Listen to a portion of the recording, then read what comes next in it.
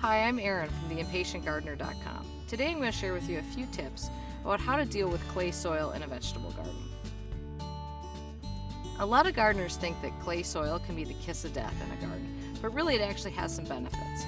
Clay soil holds nutrients better than any other soil type. There are two factors to think about when you're dealing with clay soil. One is the heaviness. It can be really hard for roots to grow through heavy soil.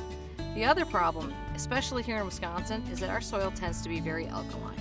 That's fine for some plants, but it can also prevent some plants from absorbing nutrients, so that can be a problem.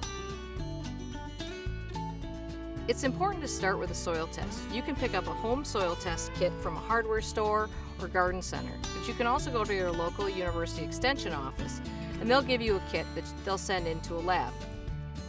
The results you get back from the lab in a couple of weeks will tell you the pH of your soil, the organic matter in your soil, and recommendations for how you can amend your soil to grow great vegetables. Depending on the results of your soil test, there are some things you can add to your soil to affect the pH a little bit.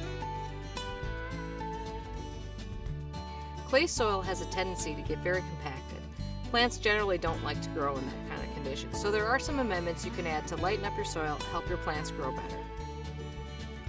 Some of the best things you can do for clay soil are adding compost and leaf mold, both of which will help lighten up your soil. Adding in well-rotted manure will help add richness to your soil. Once you've added in your amendments, it's important to mix them into the soil. Front tine tillers are great for this because they will actually go to a greater depth than a traditional cultivator will. Today I'm using a new vertical tine tiller. Its vertical tines evenly mix additives down to planting depth in just one pass.